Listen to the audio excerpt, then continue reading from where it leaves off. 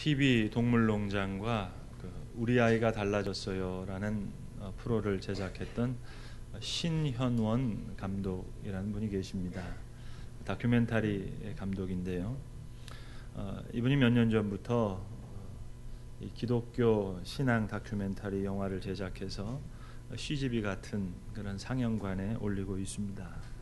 40대 초반의 아주 젊은 집사님이신데 소명이라는 제목의 시리즈로 제작하고 계십니다. 1편이 아마존에서 성경 번역을 하시는 선교사님의 이야기고, 2편이 모겐족의 월드컵이라고 해서 아프리카 아이들 이렇게 축구해서 가르치시는 그런 선교사님 이야기고, 3편이 히말라야의 슈바이처라고 해서 고산지를 넘나들면서 의료 선교하시는 선교사님 이야기입니다. 최근에 나온 4편은 하늘의 별이라고 해서 필리핀 쓰레기 마을에서 복음 전하시다가 피살된 고인이 되신 선교사님 이야기입니다. 이 신감독이 한번 이런 말을 하더라고요. 자기는 이 소명 시리즈를 한 10편 정도 만들어 놓고 난 후에 나중에 가서 사람들에게 가서 그때 말할 거라는 거예요. 자기가 만든 최초의 신앙 다큐멘터리는 다른 게 아니라 우리 아이들이 달라졌어요. 그 프로라고. 그 프로는 정말 자기가 기도하면서 만든 프로였다고 합니다. 우리가 달라진다고 하는 그런 제작자의 신앙 간증이 거기 있더라고요. 우리 아이가 아니라 여러분, 우리가 정말 달라질 수 있겠습니까? 미국 유학 중에 영어로 논문을 몇 편 썼는데 그 중에 하나가 오늘 예레미야에 대한 논문이었습니다. 근데 그 논문에 붙일 영어 단어를 제대로 찾을 수가 없었습니다. 눈물의 선지자 예레미야, 그의 그 많은 신앙적인 고민과 삶, 무엇인가 이 한 단어로 이렇게 딱 표현해야 되겠는데 이 한 단어를 찾을 수가 없어요.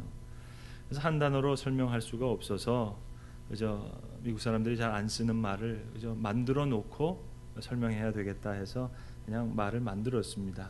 간단하게 deep processing이라고 썼습니다. 깊은 하나의 신앙적인 과정이라는 뜻으로 Jeremiah's deep processing, 그렇게 밖에는 제가 달리 쓸 방법이 없었습니다. 예레미야서에는 선지자 예레미야가 겪은 수많은 사건이 나오고 있습니다. 논문에 다 담을 수 없을 만큼 많은 사건이 있습니다. 그런데 그 모든 사건을 다 제하고 나면 예레미야가 하나님 앞에 5번 그의 아주 개인적인 고민을 토로하는 고백, 컨페션이 나옵니다. 5번 나오는데 그 첫 번째 고백이 오늘 11장과 12장에 걸쳐 나오는 고백입니다. 아주 가슴 절절한 그런 예레미야의 고백입니다. 그리고 15장에 이제 두 번째 고백이 나오고, 세 번째 고백이 17장에 나오고, 네 번째 고백이 이어서 18장에 나옵니다. 아주 하나님 앞에 단독자로 서서 속에 있는 이야기를 다 하는 그런 고백입니다. 그리고 20장에 마지막 5번째 고백이 이렇게 나옵니다. 그러니까 오늘 본문의 말씀은 하나님께서 예레미야의 고민, 첫 번째 고민을 다 들으시고 그 고민에 대해서 응답해 주시는 대답의 말씀입니다. 내가 보행자와 함께 달려도 피곤하면 어찌 능히 달리는 말과 경주하겠느냐. 더 높은 곳을 향해 달려가길 원하신단 말씀입니다. 평안한 땅에서는 무사하겠지만 요단강 물이 넘칠 때에는 어떻게 하겠느냐는 그런 말씀입니다. 이혜인 수녀의 겨울길을 간다라는 시가 있습니다. 봄, 여름 데리고 호화롭던 숲, 가을과 함께 서서히 옷을 벗으면 텅 빈 해질녘에 겨울이 오는 소리, 문득 창을 열면 흰눈 덮인 오솔길, 어둠은 더욱 깊고 아는 이 하나 없다. 별 없는 겨울숲을 혼자서 가니 먼 길에 목마른 가난의 행복, 고운 별 하나 가슴에 묻고 겨울 숲길을 간다. 여러분 한번 생각해 보세요. 수녀의 삶입니다. 인간적으로 얼마나 외롭겠습니까? 쓸쓸하고 힘들 때 얼마나 많겠습니까? 아주 정직하게 겨울길로 표현했어요. 텅 빈 해질녘, 눈 덮인 좁은 오솔길, 어두움은 더욱 깊고 아는 이 하나 없다. 어둡더라도 같이 가는 사람 한 사람이라도 있으면 위로라도 받겠는데 같이 가는 사람도 없어요. 먼 길의 목마름 그리고 가난. 정말 힘들다 그래도 우리가 다 이해하지 않겠습니까? 그런데 시인은 별 없는 겨울 숲을 혼자서 가니 먼 길의 목마른 가난의 행복이래요. 반전이죠. 고운 별 하나 가슴에 묻고, 이 고운 별 하나가 하나님이잖아요. 예수님이잖아요. 별 없는 겨울숲, 어둠은 깊고 아는 이 하나 없는데 기가 막힌 얘기죠. 먼 길에 목마른 가난의 행복. 여러분, 저는 우리 교인들이 겨울길 가는 거 사실 원치 않습니다. 텅 빈 해질녘, 어둠은 깊고 아는 이 하나 없는 그 겨울숲, 뭐가 그렇게 좋겠어요? 봄이 좋지요. 활력 넘치는 여름이 좋고요. 풍성한 가을을 사실 수 있길 바랍니다.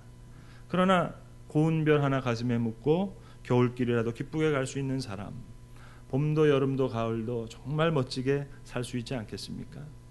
지금 예레미야가 하나님 저 정말 힘들어요, 이 말을 하는데 하나님은 난 네가 강물이 창일할 때도 헤엄칠 수 있는 그런 사람 되길 원한다. 달리는 말처럼 나와 함께 달려갈 수 있는 그런 사람 되길 바래. 좀 그렇게 얘기하시는 거예요. 그러면서 본문 6절에 그렇게 살 수 있는 비결을 아주 넌지시 말씀해 주십니다. 그건 다름 아닌 진짜와 가짜가 있는데 그 둘을 구별하라는 거예요. 내 형제의 와비집이라도 너를 속이며 내 뒤에서 크게 외치나니 그들이 내게 좋은 말을 할지라도 너는 믿지 말지니라. 여러분, 진정한 힘은 속지 않는 데서 나옵니다. 서울 신월동에 있는 한 택시 회사에 제가 가끔씩 신우의 예배를 인도하러 가는데 제가 한 번씩 거길 다녀오면 제 마음이 뜨거워져요. 내일 모레도 이곳에 가서 예배를 인도할 텐데 택시 기사분들 한 30-40명들 모여서 예배하시는 곳입니다. 아시는 대로 여러분, 형편이 좋은 분들이 아닙니다. 그런데 예수 믿는 모습이 너무 아름다워요. 저는 예배 시간, 업무 시간으로 인정해 주셔서 수백 명 모이는 그런 신우회에서도 인도해 봤습니다만 이 회사는 달라요. 업무 시간으로 인정받는 시간이 아니에요. 그것도 특별히 택시 교대하는 시간, 정말 바쁜 시간인데 이분들이 소중한 시간 내서 정성으로 모이시는 분들이에요. 얼마나 고마운지 몰라요. 30여 명이 모이는데 이 학기 저 학기 가지고 와서 찬양하는 찬양팀도 있고요. 이 예배 시간에는 헌금 시간도 있어요. 넉넉지 않은 형편인데 많은 인원이 모이는 것도 아닌데 아주 힘써서 선교지 정해서 선교하시고 예배 시간에는 또 이 선교지를 위해서 뜨겁게 기도하세요. 다음번엔 이 예배 시간에 제 아들 녀석 한번 데리고 가려고 합니다. 초등학교 4학년인데 요즘 이상하게 세상에 눈을 뜨는 건지 이런저런 얘기를 많이 해요. 아빠 내 친구 누구네는 너무 잘 살아, 그런 말을 해요. 야, 잘 사는지 못 사는지 네가 어떻게 하냐? 그러면 집이 어떻고 차가 어떻고 그래요. 말은 정확히 해라. 그 친구네 부자네. 야, 부자라고 다 잘 사냐? 부자라도 못 사는 사람 있고 가난해도 잘 사는 사람 있어. 그렇게 한번 다음번에 데리고 가서 가르쳐 주려고 합니다. 보여주려고 합니다. 여러분, 눈에 보인다고 다 진짜 아닙니다. 힘이라는 것은 보이지 않는 진실에서 나옵니다. 옛날 만주 지역에 간도 지역이라고 불렸죠. 그 북간도 지방을 가면 지금의 중국 용정입니다. 거기 연변 과기대도 있고 또 우리가 비밀리에 후원하는 신학교도 거기 있어서 전 여러 번 가봤는데 윤동주 생가가 있고 또 무덤이 있습니다. 그 윤동주 무덤 앞 같은 데를 서보면 뭔가 이 말로 표현이 안 되는 그 감정이 이렇게 복받쳐 오를 때가 있어요. 일본의 후쿠오카 같은 데를 가보면 후쿠오카 형무소에서 윤동주가 죽었잖아요. 생체 실험 당해서. 근데 그 앞에 가서도 뭔가 생각나는 게 있어요. 그건 단순히 그의 말년이 비참해서, 그의 죽음이 비참해서 불쌍해서 그런 슬픔이 있는 것이 아니라 곰곰이 생각해 봤어요. 이 감정이 뭘까? 그건 단순히 슬픔이 아니라 윤동주의 시가 가지고 있는 힘이 있어서 그래요. 전 여러 번 생각했습니다. 윤동주의 시가 가지고 있는 힘의 정체가 뭘까? 가만히 보면 그는 보이지 않는 마음의 고향을 노래합니다. 보이는 세계를 이야기하는 게 아니에요. 윤동주는 이주민 3세로 만주 땅에서 태어났거든요. 길지 않은 생애의 3분의 1을 만주에서 보냅니다. 아이들 읽으라고 동시를 많이 썼는데 그 동시에도 힘이 있어요. 동생이 요에다 그린 오줌 싼 것을 보고 시를 써요. 빨랫줄에 걸어놓은 요, 묘에다 그린 지도, 지난밤 내 동생이 오줌 싸 그린 지도, 꿈에 가본 엄마 계신 별나라 지도인가, 돈 벌러 간 아버지 계신 만주 땅 지도인가. 지금 마음으로는 고향집에서 시를 쓰는 겁니다. 그리고 경성에 와서 연희 전문 다닐 때도 그때는 또 자기가 태어난 만주 땅을 그리워해요. 그래서 별에는 밤이라고 여러분 잘 아시는, 잘 알려진 시에 보시면 별 하나의 사랑과 별 하나의 추억과, 그래서 별 하나의 어머님 당신은 북간도에 계십니다 그러잖아요. 그러니까 보이는 별을 보면서도 보이지 않는 고향을 노래해요. 어머니를 노래해요. 나중에 일본으로 건너가서 그 교토 도지사 대학에 유학할 때도 자기가 사는 이 육척방은 남의 나라, 그러면서 거기서는 또 조선반도, 조국을 그리워하는 심상으로 많은 시를 쓰잖아요. 그러니까 보이는 세계가 아니라 보이지 않는 세계를 노래합니다. 그게 힘입니다. 힘. 특별히 그가 쓴 신앙시는 아주 남달라요. 윤동주는 아시는 대로 원래 독실한 기독교 신앙 가정에서 자랐습니다. 근데 커가면서 그 머릿속에 균열이 옵니다. 생각에 균열이 와요. 그 믿음의 생각에 균열이 와요. 그래서 동생들이 쓴 수필에 보면 그런 이야기가 다 나오는데 아버지가 기도하라고 해도 기도 안 해요. 그래서 믿음 생활을 떠납니다. 그래서 신앙적인 회의를 아주 많이 경험합니다. 연희 전문 3학년 때인가 1년 동안 아예 절필을 해요. 시를 안 써요. 신앙도 떠나요. 그리고 나서 나중에 여러분 잘 아시는 십자가라는 시를 쓰잖아요. 여러분 시인에게서 단어 하나가 얼마나 소중한 줄 아시죠? 살아생전에 그 청록파 시인이었던 박두진 선생은 후배 문인들 모아놓고 그런 얘기 하셨대요. 김 선생, 이 선생, 우리는 절대 시에다가 보혈, 십자가 그런 말 쓰지 말자고. 그 귀한 말을 감히 어떻게 함부로 우리 시에다가 쓰겠냐고. 그런 귀한 말 시에다 쓰지 말고 그 신앙으로 살고 그걸 글로 쓰자고 그러셨대요. 여러분 진짜 시인은 단어 하나 함부로 쓰지 않습니다. 그렇게 쓸 수가 없어요. 윤동주는 120편 가까이 되는 시를 썼는데 십자가라는 말 거기 딱 한 번 씁니다. 괴로웠던 사나이 행복한 예수 그리스도에게처럼 십자가가 허락된다면 모가지를 들이우고 꽃처럼 피어나는 시를 어두운 하늘 밑에 조용히 흘리겠습니다. 깊은 신앙적인 고민과 방황 끝에 복음을 다시 깨달았어요. 여러분 그가 1년 동안 절필한 후에 제일 처음 쓴 시가 뭔지 아십니까?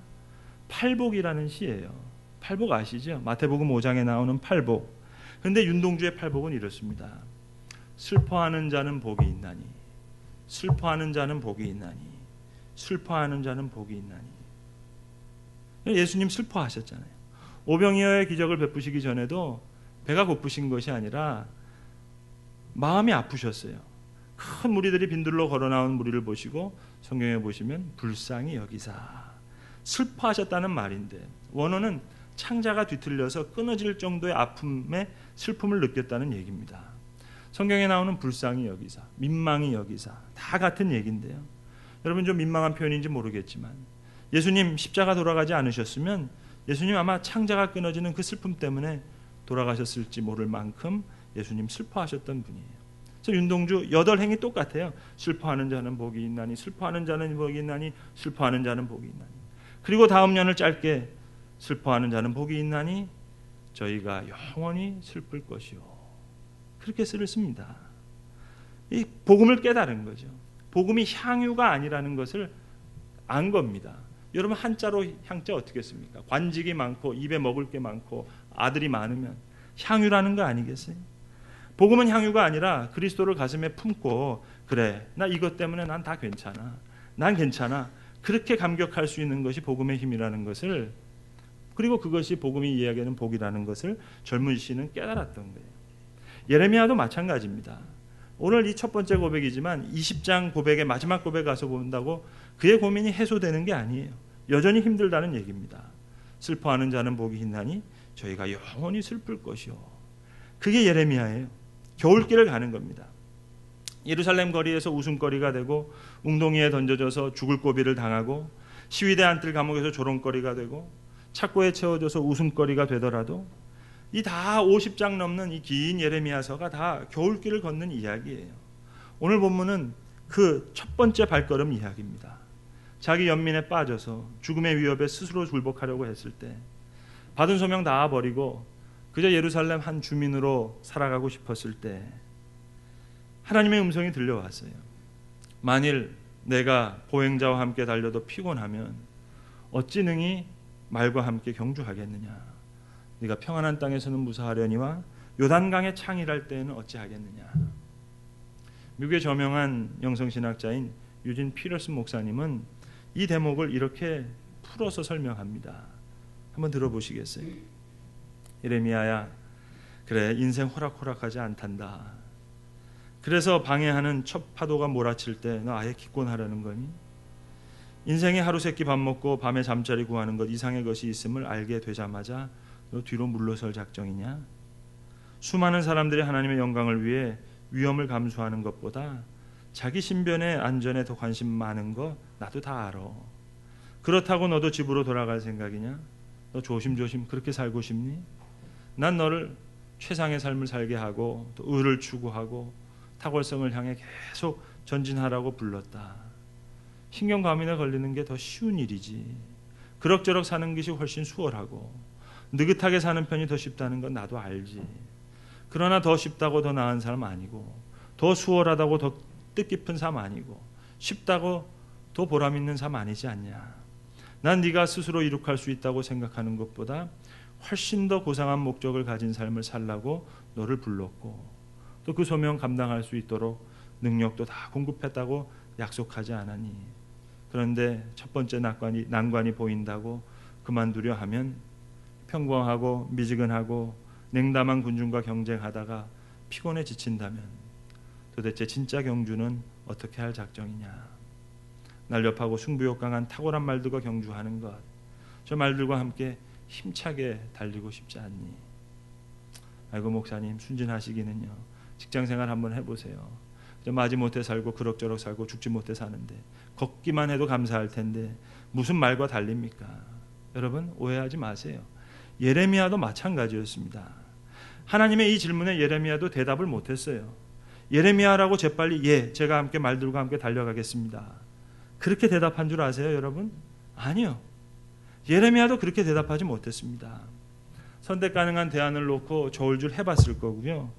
비용도 다 계산해 봤을 거고요. 망설이면서 이런 궁리 저런 궁리 다 해봤을 거예요. 5개 고백을 한번 보세요. 예레미야가 하늘에서 뚝 떨어진 사람이 아닙니다 여러분. 우리보다 오히려 더 죽겠다는 고백이 더 많아요. 이거보다 더 심각한 고백하시는 분 계세요? 예레미야보다 더 힘들다고 고백하시는 분은 없을 거예요. 예레미야도 당장 대답할 수 있었던 게 아닙니다.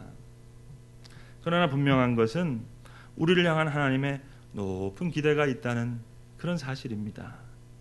예레미야가 찾은 대답은 말로 한 답변이 아니었어요. 그의 온 일생 일대기를 통해서 그의 삶이 곧 그의 대답이 됩니다. 저는 이 예레미야에 대한 논문을 쓰면서도 끝이 너무 밋밋해요. 여러분 예레미야서 읽어보셔서 알겠지만 자 그가 이제 포로로 잡혀가다가 한 20리 가다가 다시 예루살렘으로 돌아옵니다. 여러분 포로로 잡혀갔던 사람들은 그래도 괜찮은 사람들이에요. 왕자들 똑똑한 사람들 정말로 예루살렘에 남는 사람들은 형편없는 사람이에요. 그 가는 총독이 예레미야한테 선택권을 줍니다. 20리 정도 가다가 다시 예레미야가 돌아와요. 예루살렘에 그렇게 남습니다. 아무것도 없는 예루살렘에 남아요. 그리고 그들에게 다시 말씀 전하고 44장부터 보시면 정확하게는 알 수 없지만 애굽 땅에 가서 그를 정말로 괴롭히던 사람들과 함께 살면서 계속 살아요. 그게 예레미야서의 전체 끝입니다. 해피엔딩이 아니에요. 주와 함께 힘차게 달려간 거죠. 여러분 하나님은 사람을 천하보다 귀하게 만드셨기 때문에 우리는 천하를 얻고도 만족할 수가 없어요. 그렇게 지어주셨어요. 그래서 다윗은 고백하잖아요. 주 밖에는 나의 복이 없나이다. 사탄은 우리를 주 안에서 주 밖으로 빼내기 위해서 가짜 복을 만들어 놓고 계속 속이려고 합니다. 아주 비슷하게 만들었어요. 그래서 그것 얻으면 행복이라고 또 없으면 불행이라고 그렇게 생각하게 만들었어요. 여러분 믿음은 세상이 줄 수 없는 기쁨을 주는 겁니다. 상갓집에서 밤새도록 화투 치는 사람이 화투 치면서 야 화투 치니까 재밌다 그러지 화투 치니까 기쁘다 그럽니까? 세상은 재미를 주지만 믿음은 우리에게 기쁨을 줘요. 평안을 줘요. 세상 때문에 재밌고 여러분 세상 때문에 어려움 때문에 절망한다면 그 사람 세상 믿고 사는 사람이지 예수 믿고 사는 사람 아니지 않습니까? 물론 어려울 수 있죠. 그러나 좋은 일 있으면 기쁘고 슬픈 일 있으면 슬프고, 그건 예수 안 믿는 사람도 다 그렇게 사는 거 아니겠습니까? 그래서 다윗이 우리가 너무나 잘 아는 시편 23편에서 여호와는 나의 목자시니 내가 부족함이 없으리로다 하면서 뭐라고 얘기합니까? 그가 나를 푸른 초장에 누이시며. 여러분, 이거는 잘못된 표현입니다. 다윗은 목동이에요. 양을 잘 알아요. 양은 누워 자지 않습니다. 사람이 누워 자죠. 사자나 애완견이 누워 자지 양이 어떻게 누워 잡니까? 다윗이 이거 몰랐던 게 아니에요. 다 알고도 푸른 초장에 누이시며. 몰랐을 리가 없죠. 여호와는 나의 목자시니, 그겁니다. 믿음은 겨울길을 가면서 평안함 누리는 거예요. 눈물 흘리면서도 기쁨을 느껴요. 한 시인의 표현처럼 주님, 이 한마디에 천지도 아득한 눈물, 그 감격을 누리는 겁니다. 그래서 예수님 말씀하셨잖아요. 내가 너희에게 이것을 이름은 내 기쁨을 너희에게 주어 너희 기쁨이 충만케 하려 함이라. 슬프면서도 기쁘고 어려우면서도 기쁘고 눈물을 흘리면서 기쁜 길을 보여주시기 위해서 오늘 하나님은 하나님의 사람에게 어찌 능히 경주하겠느냐, 어찌 요단강의 창이란 물에서 너가 나오겠느냐, 이렇게 하나님의 사람의 심령을 도전하셨던 것입니다. 기도하겠습니다. 아버지 하나님, 주밖에는 나의 복이 없음을 고백하길 원합니다. 세상이 주는 재미와 주님 주시는 기쁨을 주님 잘 구분하게 하셔서 겨울길을 가면서도 기뻐하며 눈물 흘리면서도 감격 중에 주가 주신 소명 잘 감당했던 하나님의 선지자처럼 주와 함께 힘차게 달려갈 수 있는 하나님의 사람들 되게 하여 주시옵소서. 우리 주 예수 그리스도의 이름으로 기도드리옵나이다. 아멘.